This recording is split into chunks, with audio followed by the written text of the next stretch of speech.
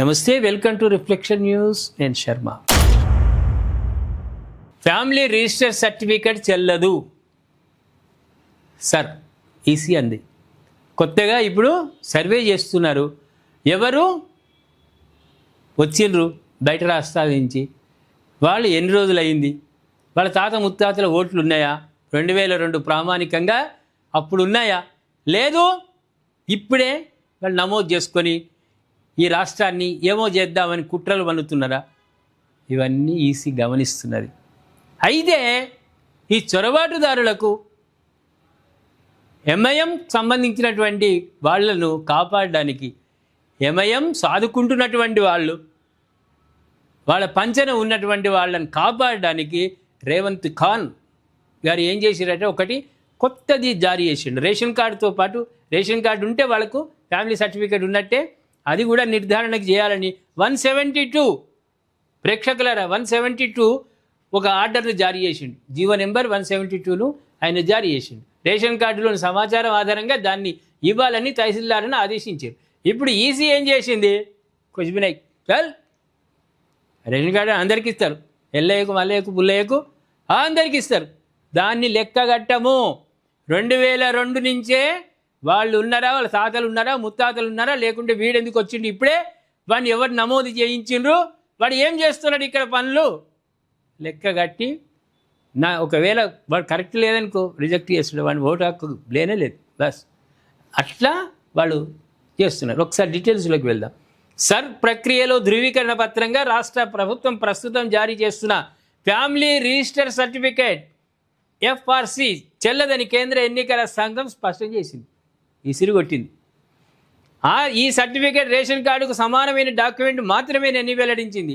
దాన్ని నిర్ధారణలోకి తీసుకోరు. Ration card ఎంతనో అదంతా, మిగతాయి మాత్రం ఈ సర్టిఫికేట్ ఈ 12 ధృవపత్రాల్లో, సుప్రీంకోర్టు ఆమోదించిన 12 ధృవపత్రాల్లో రేషన్ కార్డు లేనందున దాన్ని ఆధారంగా ఇచ్చే ఫ్యామిలీ రిజిస్టర్ సర్టిఫికేట్ను పరిగణలోకి తీసుకోలేమని వివరించింది. అయితే ఉమ్మడి రాష్ట్రంలో ఇచ్చిన ఉత్తర్వుల ఆధారంగా జారీ చేసిన సర్టిఫికేట్ మాత్రం సర్కు ధృవీకరణ పత్రంగా సమర్పించవచ్చని స్పష్టం చేసింది. ఇది ఒక్కటి ఇస్తే కాదు, ఇది ఒక్కటి ఇస్తే సరిపోదు, 12 ఉన్నాయి. ఆ 12లో ఇది ఒకటి, మిగతాయన్ని 11 ధృవపత్రాలు ఇవ్వాలి. అంత జోకు కాదు, మొత్తం ఫిల్టర్ అవుతున్నాయి. దొంగ ఓట్లు, ఇంగ ఓట్లు, లంగ ఓట్లు అన్నీ ఫిల్టర్ చేసి పడేస్తున్నారు. ఒరిజినల్ ఓట్లు ఈ గడ్డ మీద నిజంగా ఈ దేశం కోసం తాపత్రయపడేటువంటి ఓట్లు మాత్రమే ఉంటాయి. ఏమో చేద్దాం, ఇక్కడ ఇప్పుడు పశ్చిమ బెంగాల్ కాలే దొరకబట్టి దోముడు దొంగతే బంగ్లాదేశ్కు పోయి పీకిరు, మొత్తం జాడిచ్చిరు. అట్లా ఇక్కడ కూడా ఫిల్టర్ అయిపోతుంది. అదేవిధంగా సర్ నేపథ్యంలో రాష్ట్ర ప్రభుత్వం జారీ చేస్తున్న ఎఫ్ఆర్సీపై స్పష్టత ఇవ్వాలని ముఖ్య ఎన్నికల అధికారి కార్యాలయం ఇటీవల కేంద్ర ఎన్నికల సంఘానికి లేఖ రాసింది. ఈ పత్రం మంజూరుపై న్యాయస్థానంలో పిటిషన్ దాఖలైంది. రాజకీయంగా దీనిపై పెద్ద ఎత్తున చర్చ జరిగింది.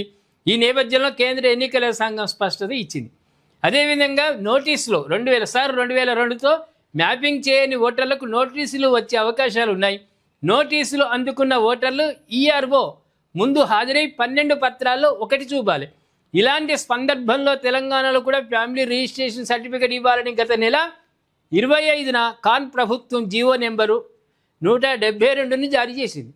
రేషన్ కార్డులోని సమాచారం ఆధారంగా దానిని ఇవ్వాలని తహసీల్దార్లను ఆదేశించింది. ఎక్కడైతుంది నువ్వు చెప్పింది, ఎలక్షన్ ఆఫీసర్లు వాళ్ళు ఒప్పుకోవాలి కదా. ఉమ్మడి ఆంధ్రప్రదేశ్లో 2013 జూలై 25న ఇచ్చిన మెమో ఆధారంగా జారీ చేసిన ఫ్యామిలీ రిజిస్ట్రేషన్ సర్టిఫికేట్ మాత్రం పరిగణలోకి తీసుకుంటామని కేంద్ర ఎన్నికల సంఘం స్పష్టం చేసింది.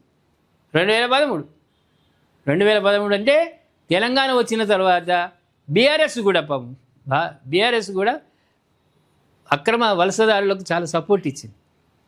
తర్వాత కాంగ్రెస్ వచ్చిన తర్వాత కాంగ్రెస్ కూడా సపోర్ట్ ఇచ్చింది. వాళ్ళందరూ ఇప్పుడు ఉన్నారు. ఇప్పుడు ఆయా ప్రాంతాల్లో హైదరాబాద్లో నిండినరు. వాళ్ళ తోకలు కట్ చేసి వాళ్ళ మూట ముల్లే చదిరి 2029 ఎలక్షన్ కదా, 28 మన దగ్గర అవుతుంది. దానికంటే 6 నెలల మొదలే బిస్తర కట్టుకొని తోక జాడిస్తారు వాళ్ళు. అవసరం లేదు, పశ్చిమ బెంగాల్ ఎట్లా జరిగిందో అట్లే జరుగుతుంది.